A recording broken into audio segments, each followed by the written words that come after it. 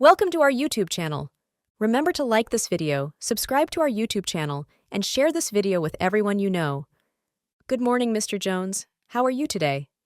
Morning, Dr. Carter. I'm doing all right, but I've been having some issues with my sleep lately. I'm sorry to hear that. Could you tell me more about what's been happening? Well, ever since I had that nose injury from the car accident 6 months ago, I've started snoring really loudly. My wife says it's gotten so bad that she's been sleeping in the guest room. I'm also feeling really tired during the day, even after a full night's sleep. That sounds quite challenging. Snoring can definitely affect sleep quality for both you and your partner. From what you're describing, it sounds like you might be experiencing obstructive sleep apnea. Have you heard of it before? I've heard the term, but I don't really know what it is. Could you explain it to me? Of course. Sleep apnea is a condition where your breathing stops and starts repeatedly during sleep.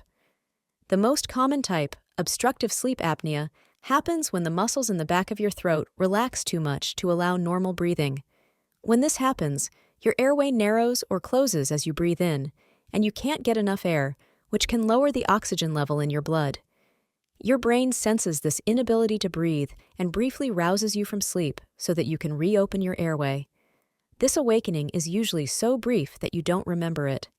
This pattern can repeat 5 to 30 times or more each hour, all night long, impairing your ability to reach the deep, restful phases of sleep.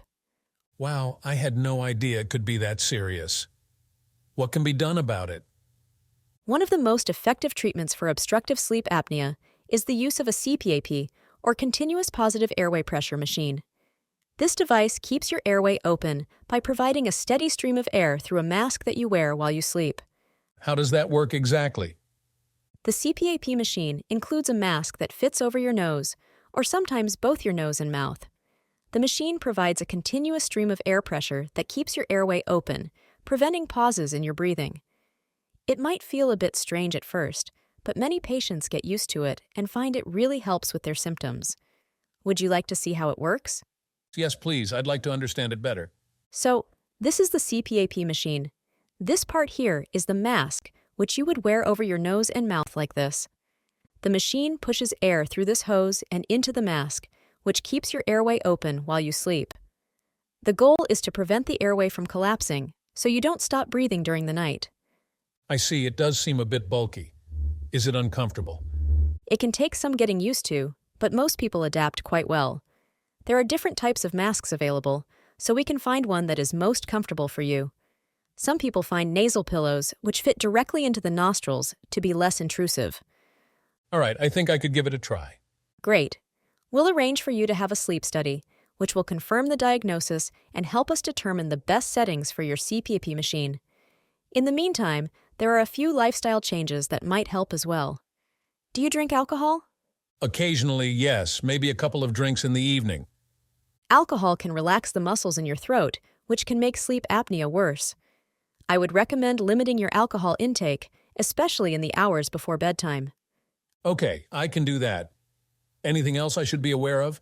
Maintaining a healthy weight is also important, as excess weight can contribute to sleep apnea. Regular exercise and a balanced diet can help. Avoiding sleeping on your back can also be beneficial, as this position can cause your tongue and soft tissues to block your airway. That all makes sense. Thank you, Dr. Carter. You're welcome, Mr. Jones. We'll set up the sleep study and follow up once we have the results. If you have any questions or concerns in the meantime, don't hesitate to contact me. Thanks, I appreciate it. I'll see you soon. Take care, Mr. Jones. Goodbye. Goodbye. This is the end of the speaking roleplay. Thank you very much for watching our video. Remember to like this video, subscribe to our YouTube channel, and share this video with all your friends and coworkers. Have a great day, and I will see you in our next video.